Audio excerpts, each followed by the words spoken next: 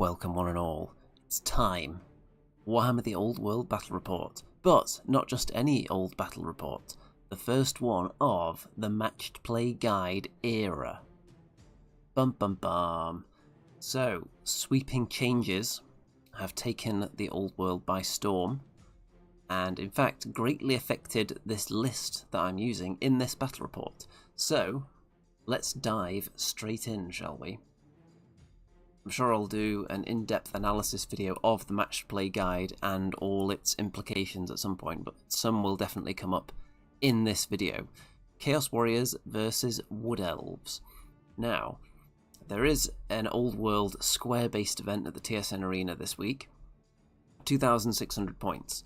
This Chaos Warriors list was planned to be my army for the event, in some form, but with the Match Play Guide being dropped on us, then suddenly this army isn't really viable for the event. So I have made some tweaks for this specific game, but I don't think it's quite tournament ready, and I'll tell you why in a minute. So here is what is in the list. We have, let's go to a spoiler alert of my brand new dragon there, but we have got my Chaos Lord on dragon at the back there, and the issue with the Chaos Lord on dragon now is that there is a limit on the number of points you can spend on a character, which for a normal 2,000 point game is now 500 points, which means you can only spend 5 points of items, or roundabout, if you want to give your character any kind of basic weaponry and shield and whatnot. You only have a very small allowance for points if you put a Chaos Lord on a Chaos Dragon now. You can now take an Exalted Champion on a dragon, so you have a bit more license there. You've got some more points freed up.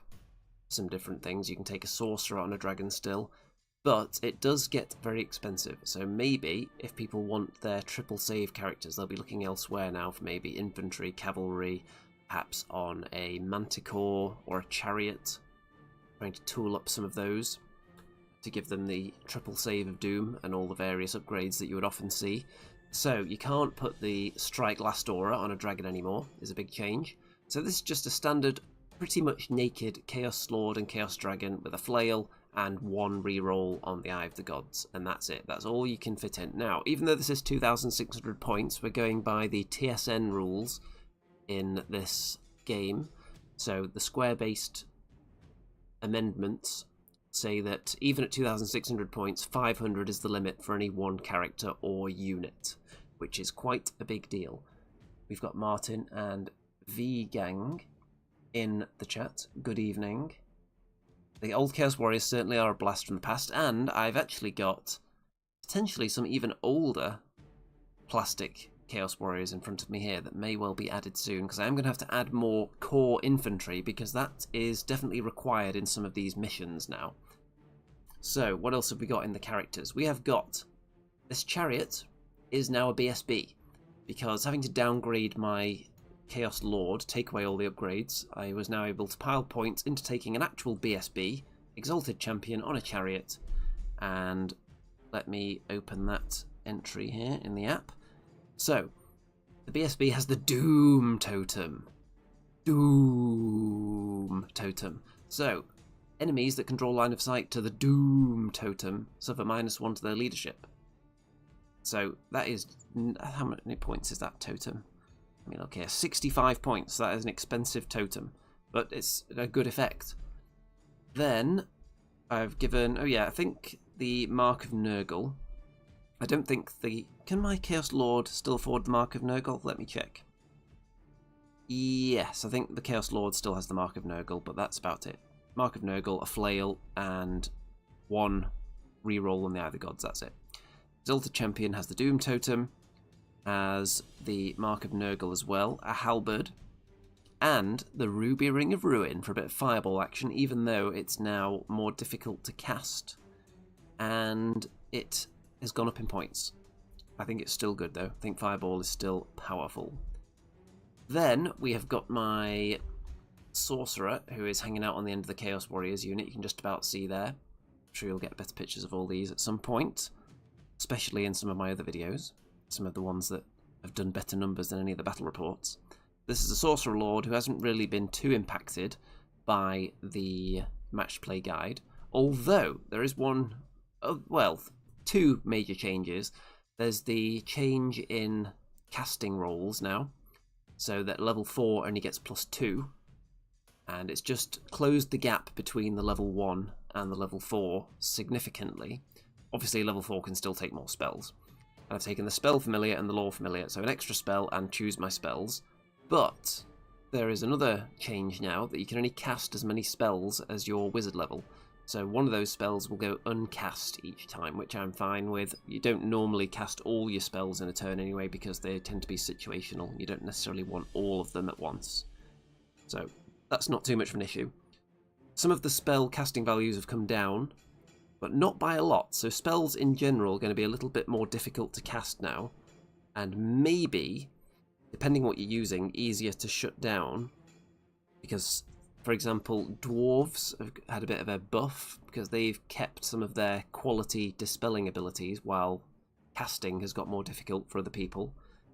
So that could be good for dwarves. And then, what else have we got here? So we've got, if we go back to this side, we've got 5 Chaos Knights with the Icon of Darkness and a Brazen Collar on the unit to give them magic resistance 2. Brazen Collar is just ridiculously good now for 20 points. When level 4s essentially are now at -2 to cast compared to what they used to be, and the Brazen Collar is just a 2 on top of that. So very powerful item now for 20 points. Any Chaos unit that can afford it should probably take one of those. And the Icon of Darkness makes them more difficult to shoot, but that's not going to be a huge issue in this game, as you'll see. Even though it's Wood Elves, there's not a lot of shooting in there. Full command in the Chaos Knights unit, and they have the Mark of Nurgle as well.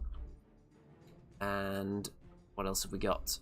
We have got 27 Chaos Warriors right here, and this unit is 446 points. Champion has a Charmed Shield, a Brazen Collar, the unit has the War Banner. They have the Mark of Chaos Undivided, so that a character can go in there regardless of what the mark is. Very important. And they've got shields, and the champion at the front actually does have a shield. The others don't have a shield modelled on them, but they do have gigantic cool gloves, which are as good as a shield, if you ask me. And this blank base is representing the baggage train from the new match play guide. No one obviously has a baggage train ready yet, but I am working on one. I'm working on one for my dwarf army right now, which does actually have cabbages involved. So you can look forward to that. Then we've also got some Dragon Ogres. We've got a unit of 2 there, next to the BSB. And then there's no champion in that unit, by the way. And then we've also got down this end 2 Shartaks, individual Shartaks just running around on their own with great weapons. To my understanding, you can't really take the blackened plate on a Shartak anymore, because 2+ saves are reserved for cavalry and infantry. Someone correct me if I've got that wrong, but I feel like the Shartak can no longer benefit from that. That's wrong. Someone let me know, because it would be very good to know that. Then finally, we have what appears to be a Wood Elf Forest Dragon with no rider. And you would be correct to think that, but it is actually a Warp Fire Dragon, because the rule for my army is that I'm not allowed any models released after 1998. So when they brought this model back, and I think it was £50 for the dragon, which is better than eBay prices for any dragon from that era, so I decided to get one of these. So this is actually one of GW's re-releases, this model, and it went together quite nicely actually, and painted up in kind of this burnt scheme. So it's kind of like a wood fire dragon, if you will. So Warp Fire Dragon is pretty spicy. It's not quite as good as well, it might be better than a Chaos Lord on Dragon now, efficiency-wise, for various reasons, some of which will come up in this game, so I'll get to those. But it also has a shooting attack. It's good at killing stuff, obviously, because it's a dragon. It's got inbuilt magic resistance. It turns off ward saves for enemies nearby, which is a big deal. It actually turns them off for friendly units, I think, as well, except itself, which is important. It also has a triple save against magical or flaming attacks. So Warp Fire Dragon, is that going to be the new hotness, if you will? Let's find out. So, the Wood Elves. We have a Wood Elf on a dragon, represented by this stylish flying beetle. We have lots of dryads. We've got a tree man. We've got a tree man ancient at the back there. All these models are, I think pretty much all of them are AOS models that have been rebased as Wood Elves. And this is a list that's been built presumably to try and score points in the match play guide, because there are requirements for having units, especially core units and units of a certain unit strength, to hold on to objectives for scoring points, which can get you quite a lot of points. So this is a tree man. I think there's 2 regular tree men, and the one at the back there is the ancient. And these are the compulsory Wood Elf unit, the name of which I've forgotten, but everyone just seems to take 5 of them. Are they Eternal Guard? I think that's right. Berg says, excellent Woodfire Dragon, hope it serves you well. Let's find out.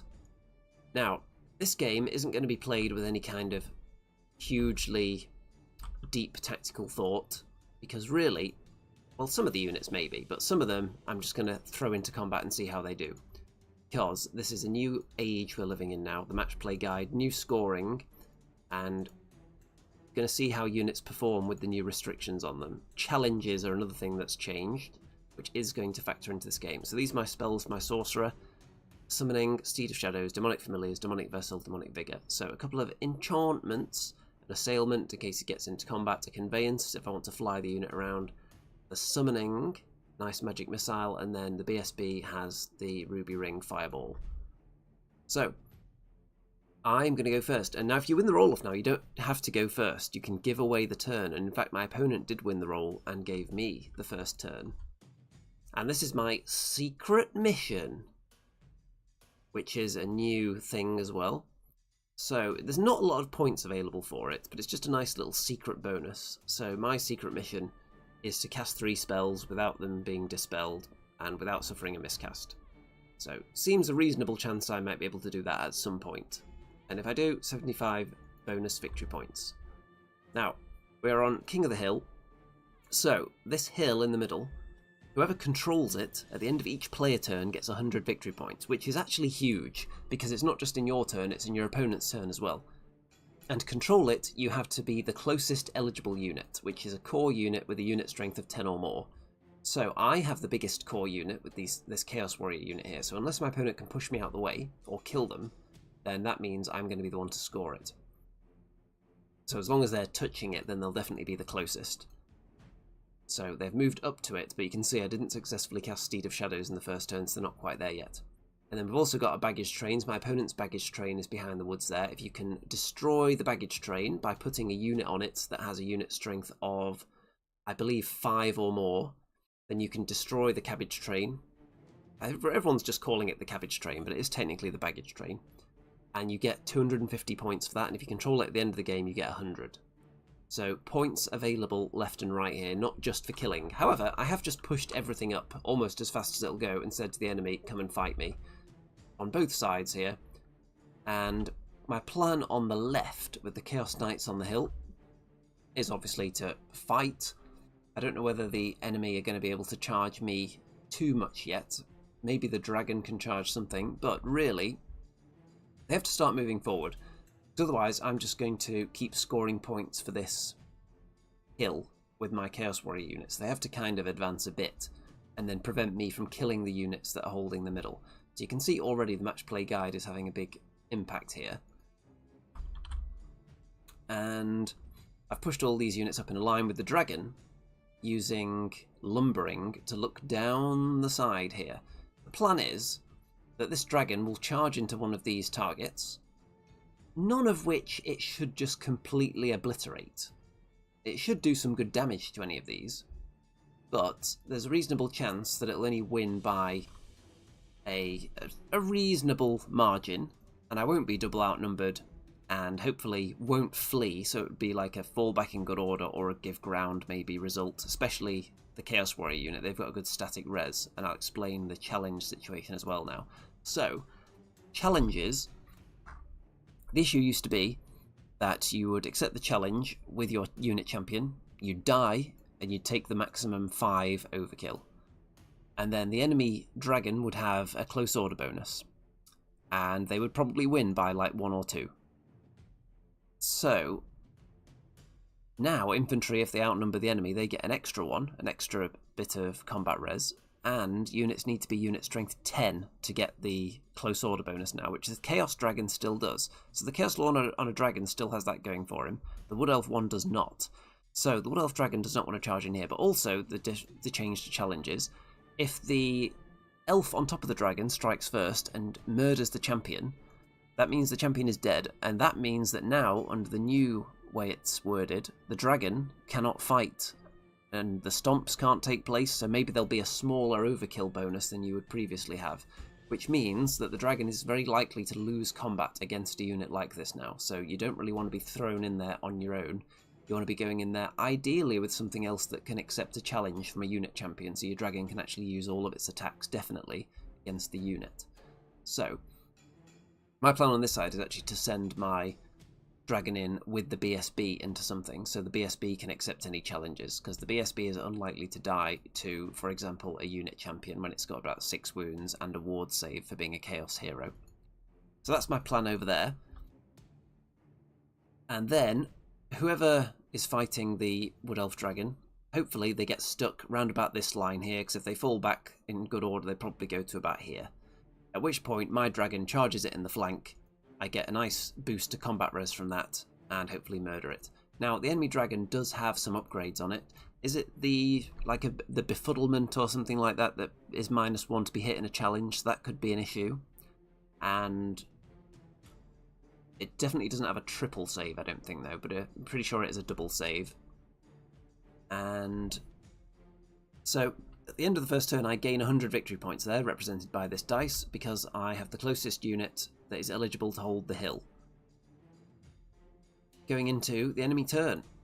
And the dragon chooses to charge my BSB. Now, there's no real reason for the BSB to be perfectly aligned with the others if you don't want it to be charged, so you can just leave your BSB behind a little bit and force the dragon to hit maybe this unit, which it wouldn't want to fight, or nothing. But I'm being aggressive, and I wanted it to charge something so my dragon could get in, because what I don't want is an enemy dragon just kind of dancing around the back, forcing me to chase after it with my dragon to stop it causing mischief. So I want it to get stuck in. So I thought, presenting all these charge targets, it would probably take one of them and hopefully get stuck there so I can charge into the flank. And the reason I'm confident that I'm not going to be totally wiped out by the enemy dragon is because, for example, the BSB has 6 wounds and a ward save. Toughness 5, which is pretty tough to crack. The enemy moving up and blocking off... Oh yeah, this is Orion as well, who I didn't mention because he was hiding in the woods. So there is Orion with 2 ethereal doggos and his mighty horn there.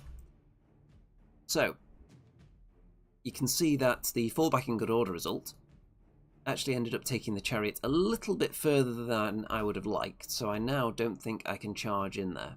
Also, one thing that I didn't think of, and I thought of it as it was happening, is that if the dragon charges the BSB, they'll get into a challenge, at which point the combat will continue, and even if my dragon charges into the flank, all I'm doing is adding to combat res. I'm not actually able to fight with my dragon.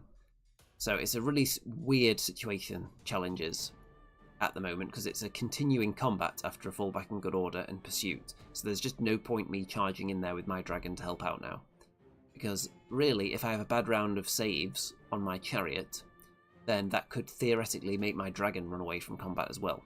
So you don't want to get involved there, really.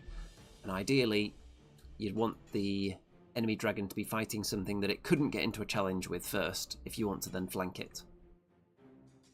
Okay, you can see I only lost 1 wound though, with those nice ward saves. I've been using the new Chaos dice that I got on, was it Facebook Marketplace? I think I found someone selling the official Old World Chaos Warrior dice that had been sold out. And a reasonable price, the same price that I sold my spare dwarf dice for. So I think that's a good deal. Lamartine says, I like the ghostly wood elves. They are very stylish. So my opponent now is picking up the 100 points there for being the closest unit with a sufficient unit strength, a core unit, the dryads, to hold the hill. So 100 points there. Turn 2 for me. So what am I going to do from this position? Well, I'm going to thrust everything into combat, if possible. I'm going to throw my dragon and the dragon ogres into these dryads, because my plan is I want to be the one that dominates and controls this hill, because there's big points available there. 100 points every player turn, so that is a lot of points there. If the big block of Chaos Warriors are pretty hardy, they've got a Sorcerer in there, they can sit there and hold that thing for the whole game, hopefully. So I want to kill the enemy core units that could try and compete with me for that. So I want my Dragon and the Dragon Ogres to charge into those Dryads and murder them and push them back and murder them again. And then I want as many units as possible to charge into these Dryads, which may not be all of them because there's this Tree Man in the way. So whoever can't charge them will charge the Tree Man. So I'm going to charge the Warpfire Dragon and a Chariot into those Dryads. None of these two are heroes. And then the two Shartaks and the Knights will probably try and charge the Tree Man, if they can all fit, which we have to figure out as we're going in the next turn. So this is what we end up with. These Knights are not dead, by the way. They just wouldn't fit there under the Warpfire Dragon's wings. So the Chariot and the Warpfire Dragon into the Dryads. The Knights get into the flank of the Tree Man, which meant that only one Shartak could actually touch the front. The other one is now stuck behind because there's just not enough space for them both to make it in. But that's fine. And there he is there, hanging out on the hill, waiting for next time. The Dragon and the Dragon Ogres make the charge in there as well, but I'm not putting my Dragon perched on the edge of a hill because it's all metal and it'll probably fall over and break. Even though it's like multi-pinned in every single piece. In the combat, you can see that my Dragon and the Dragon Ogres win by a huge amount, but I don't double outnumber them, so they're still most likely to fall back in good order.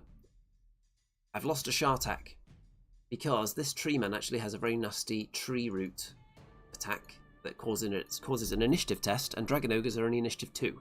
So not great, so the Shartak ends up getting killed, but we still draw the combat with the Chaos Knights. I don't think the Knights had a particularly good round of attacks there against the Tree Man, even with their lances going in.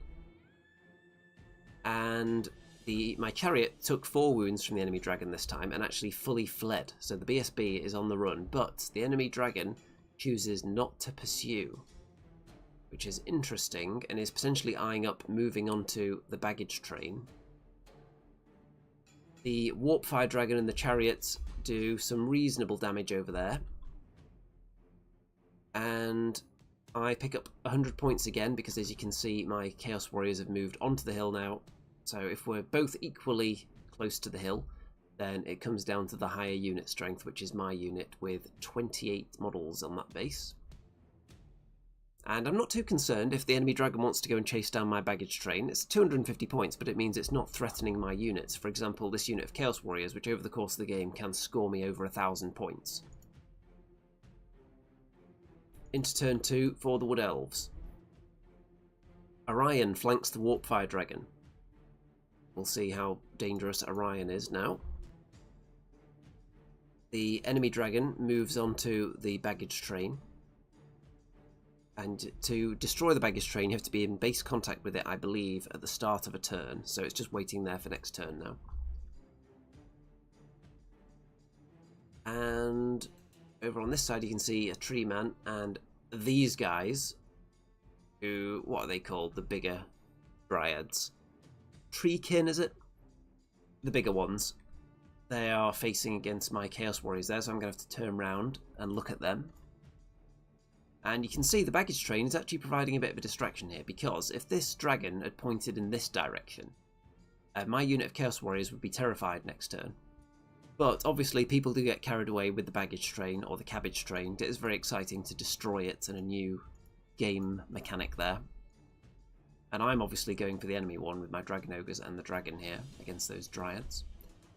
So, Warpfire Dragon loses some wounds. But in this big combat, we end up with a draw in the end, and there are no musicians. Despite the fact Orion has a horn, he does not count as a musician.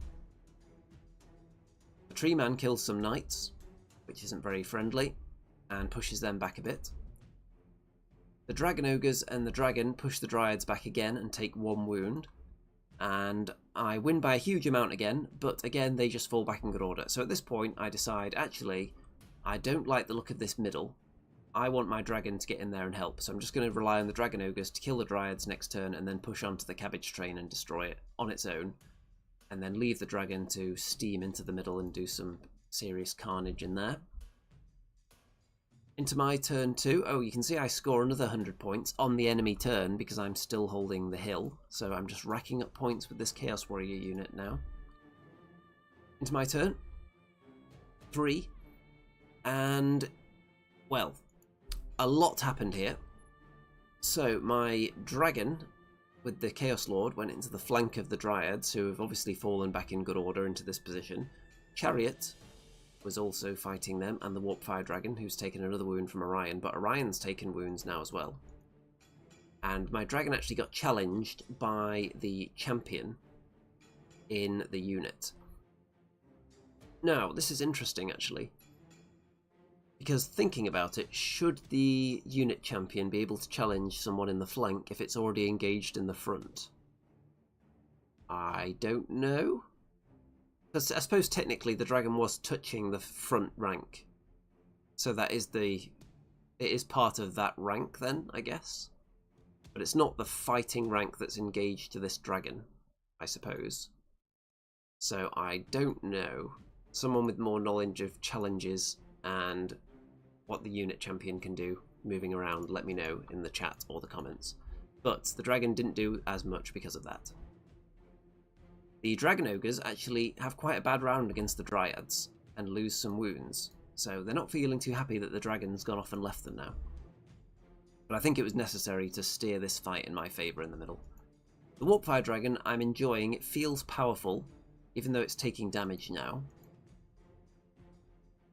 Another 100 points for me, because the Chaos Warriors still own this, and they've turned round to face the Tree Man and the Tree Kin now.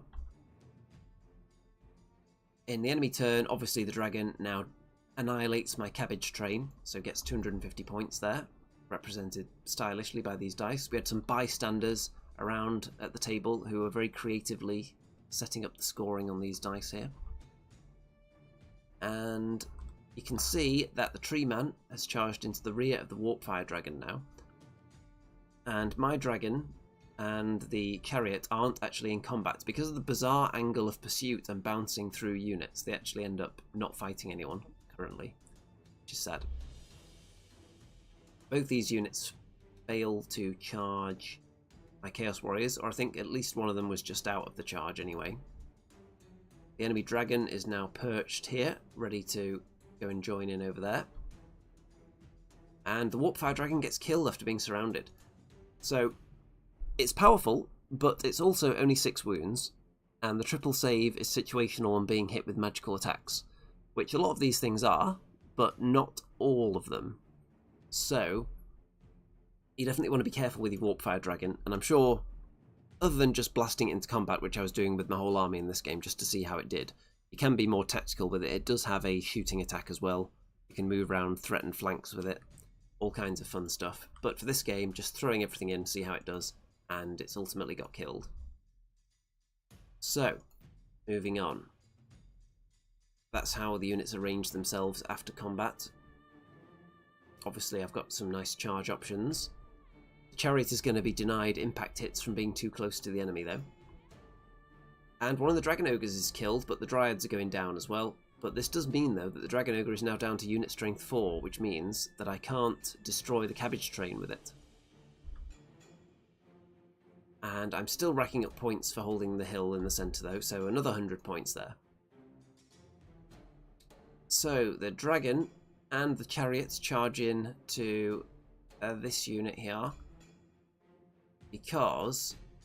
oh no, actually, they charge into the Tree Man Ancient, win the combat, push it back, and then overrun into the Dryads. And the Dragon Ogre takes another wound, but is slowly chewing through the Dryads, will kill them all eventually. And you can see that my opponent has controversially switched to using Chaos Dice. Not my set of Chaos Dice, but a different set, because mine were performing so well on the ward saves that everyone should just use the Chaos Dice. So, another 100 points there, and my opponent is scoring for destruction of the cabbage train and for holding the hill for 1 turn, which is 100 points.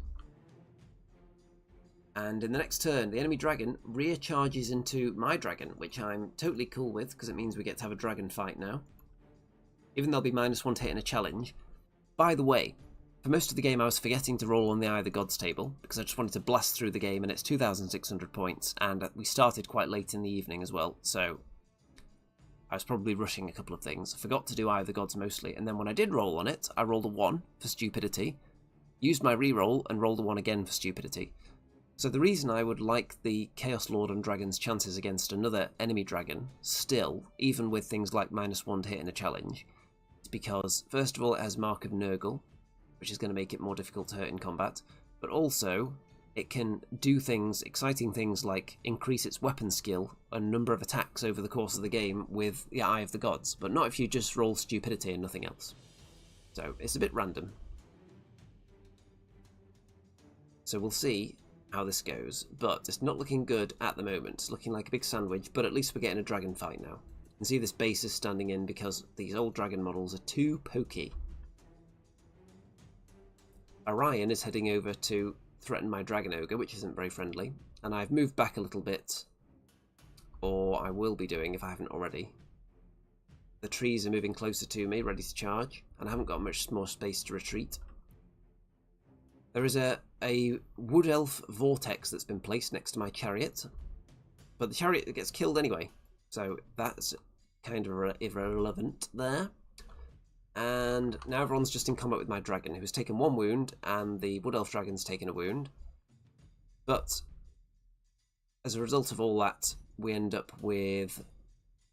or that might be wounds. Yeah, I think that is wounds remaining. So we end up with the impact hits that the chariot did into the dryads. I think we end up with a draw, or we end up pretty much a draw, or maybe my dragon gave ground. So the -1 to hit in a challenge actually was quite a big deal there, hitting on 5s. But if I'd increased my weapon skill with the Eye of the Gods at some point, I'd be back to hitting on 4s, which suddenly sounds good again. So you really want to remember your Eye of the Gods roll, unless you become stupid, because stupidity is actually worse now with the match play guide. It's mostly worse for things like spellcasters and fighty units that want to just keep moving forward despite being stupid, though, because it just makes you stand in the same spot now, and you can't cast spells. So 100 points for me again, though, so I'm racking up points from the objective, but not doing a lot of killing so far. Hopefully I'll get rid of these 2 Dryad units at some point. Turn 4, and you can see my Dragon Ogre has killed all of the Dryads now, and tries to overrun off the table to escape from Orion, but not yet. And not much else is happening there. You can see this combat's raging on. My dragon's taken another wound. The Wood Elf dragon has taken another 3 wounds. And my Chaos Warriors back up as far as they possibly can up to this special feature on the hill. And they just keep moving away and firing the summoning at the enemy with the magic missile from my sorcerer. So he's not really doing much, but they're scoring me. How many points have they got me already? They've got me 700 points so far, just from sitting in this one position, flinging out a magic missile now and then. So you can see how these big core units can actually be good now, especially on this King of the Hill. On the other missions, where you have scoring that isn't just all in one spot, then you will want to have multiple core units, which is why I think this Chaos Warrior army in general isn't built for the new match play guide just yet. I need to get some more core infantry ideally. So another 100 points from that. So on this turn, my Dragon Ogre could have just moved, but I just eyeballed it and thought, yeah, Orion can't see me, it's fine, because obviously I could just move sideways an inch or 2 and be invisible. But because I was rushing a bit, I thought, nah, probably can't see me, I'll just leave it there. And we'll see what happens as a result of that. Vortex doesn't hit anybody, and Orion technically can see the Dragon Ogre, so could have just shuffled sideways, but was in a rush, so didn't. So we've got a fight there. And now we've got trees into Chaos Warriors. So we're going to see how infantry, massed infantry do now when they get hit by wood. And my dragon is still surrounded, and not a lot of wounds being done to each other yet. Orion kills the Dragon Ogre that should have been hiding. The Sorcerer gets killed by the Tree Man, and the Champion is challenged out and killed by the Treekin Champion. And I think I just failed to make all my Sorcerer's Ward saves, so he just went down very quickly there. But they are going to be okay, the Chaos Warriors, for now. They're not double outnumbered or anything, so they should hang in there and get me some more points before the end. And what's this? A dead dragon? Well, I had a bad round of ward saves, lost a couple of wounds, lost combat res because I'm hit on multiple sides, fled into this piece of terrain, and now obviously you can't fly while fleeing or pursuing anymore, which is a huge deal. So flee into this building, then very painfully slowly turn round and start moving around it, and then obviously get caught by everything. So the dragon is dead. So you can see I'm still building up loads of points from the King of the Hill, but losing all my units at the same time. Into the next turn, and the Chaos Warriors die as well, because another bad round of saves, and that's enough for them to make them flee. They run away and die. So, loads of points built up through the objective, but not much killed for the Chaos Warriors there. So I think when we worked out the final score, it was something like 1,500-ish for the Chaos Warriors, despite barely killing anything, and about 3,000 for the Wood Elves, due to killing lots of stuff and destroying the baggage train. So, the strategic way to play this game, because I had the supremacy of a high unit strength core unit to score on the hill, would have been to get this unit in the middle, plonk it there, use everything else to defend its flanks, strategically. But that's not very exciting, and I wanted to just throw everything into the fight, because there's a lot to learn about this new match play guide. I wanted to get a game in, I wanted to see how everything does, thrust it in there, get into challenges, see how all the new mechanics work. But I think tactically, the Chaos play here should have been a bit more conservative to purely try and win a game scoring-wise. Didn't necessarily need to blast everything into the enemy and thus get surrounded. Could have just set up a nice solid defensive line here and then counter-attacked with my dragon superiority with 2 dragons to 1. Martin says, no, we're not seeing this coming, looking forward to my first match play game. Yes, it does change the way you approach the game, because obviously this Chaos Warrior unit could have been out there joining in with fights, but was able to score 900 points over the course of the game just from sitting in that one spot, which is way more than it ever would have killed by killing the enemy. But obviously that means it wasn't available to support my other units. And because I mostly pushed away and murdered the enemy core units that could have scored, it could have been a much smaller core unit for me here that was scoring.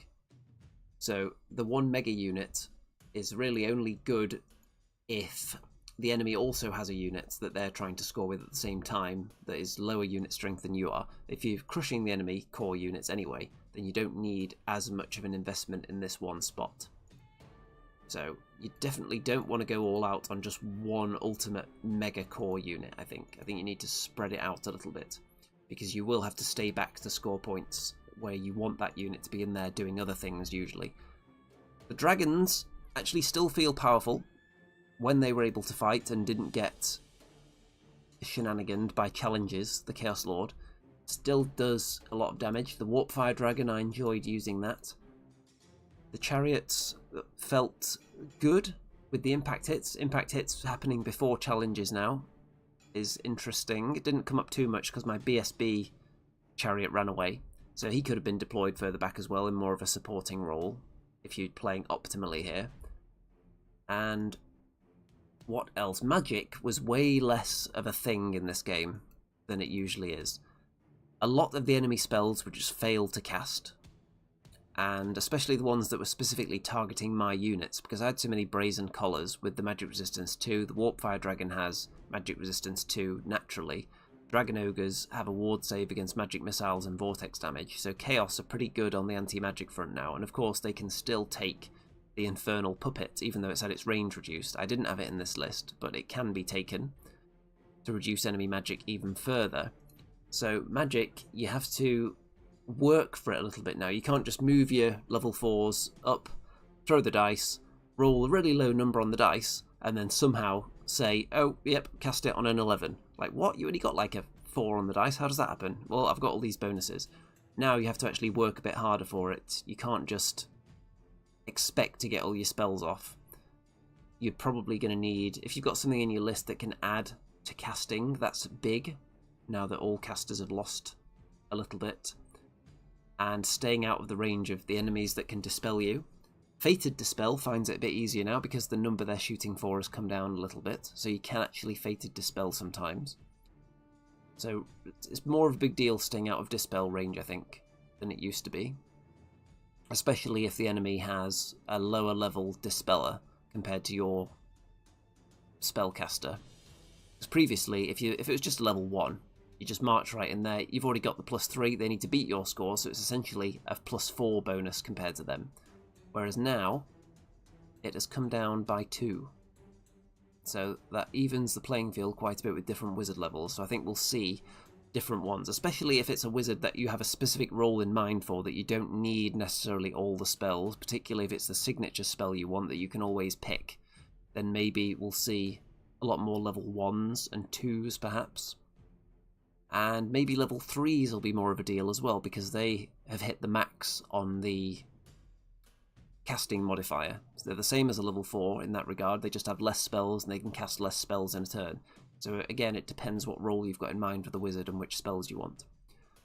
So this felt like it can become a more strategic game now, rather than how it used to be, which was just kill something and then hide and you win. Having position, this is what I've been calling for since the start of the old world. Positions on the battlefield that you have to secure. It gives kind of anvil units more of a role. It forces the enemy to engage you rather than stand off and just pepper you with attacks and hopefully whittle you down by the end of the game. Now, if they just leave you on an objective, you'll have scored way more than you'll be giving away when you eventually maybe die to their little whittling shooting attacks. So the enemy have to come out, it'll change list building. Gun lines change significantly. Positive and negative, because on the one side, you have to actually move up the battlefield to score objectives, which is obviously bad for a gun line. On the other hand, the enemy has to move up the battlefield to score objectives, into the range of your guns probably. So it's interesting both ways, I think. We'll have to see how it plays out. The first tournament is coming up tomorrow. I'm not taking Chaos Warriors though, because I don't think this army's quite ready for this new scoring system yet, so I'm going to have to work on some more units. I have got some infantry in the works that are on the painting table. I'm going to take my dwarves tomorrow, because I can put out a lot more infantry, more variety of infantry units, and I've also got organ guns in the list, because I'm anticipating that other people are going to be bringing infantry that's going to be walking towards a certain spot on the battlefield. If I can get organ guns down there, maybe they can actually do something. And maybe the most exciting thing, the engineer with a stupidity gun, is exciting suddenly now. Because stupidity didn't used to be that great, because even if they fail the test, they still just move forward towards you. Now, if they fail that test, they just sit there and continue getting shots. So the engineer with stupidity gun, I'm hoping he's going to be the MVP this weekend. So we shall see. Another thing, you may have seen I did a poll on the channel asking what people think about the idea of splitting this channel into multiple battle report channels. The reason for that is, you'll have seen a lot of YouTube people talking about it actually. The way the algorithm works now is it encourages you to make the same kind of video over and over and over again. And if you make a variety of stuff on the channel, it kind of stops recommending you to people. So a lot less people see it. So what I may do at some stage is keep this base channel for maybe like just general chat or rules analysis type videos or any kind of general stuff, and then have an individual battle report channel for each game system that has nothing but battle reports on it. So that way none of those would get algorithmed then, and it would also allow people to just subscribe to the battle report channel for the systems that they personally play as well. Because I don't know how other people feel, but if a YouTube channel is just filling up my entire subscription feed with a load of videos that I don't care about, then it's possible I might unsubscribe. And I know for a fact that when I upload, for example, a Kings of War video, people do unsubscribe immediately. Like, it's a net loss whenever I do anything Kings of War related. So obviously I won't be able to move videos onto a channel, so everything that's already on the channel will stay here. So on the new channel I would then like put a link in the description of that saying here's a link to my old world playlist, so you can see all the rest of them on the other channel, and then all the new ones would go onto the new channel. Something like that may end up happening, and everyone seems to be doing it now. It's the way YouTube is kind of forcing people to do it if they want their videos to be seen, which is annoying because I do like having everything under the same umbrella. But really, other than clicking one extra subscribe button, it's no real difference to the people out there, because it'll still be the same number of videos. You'll just be able to decide which ones you actually see, I suppose. They're probably more user-friendly. Other than that, I think it's about time to wrap this one up. So give me your thoughts on the Match Play Guide. I do actually have the physical book in my hand now, early, because I have my sources.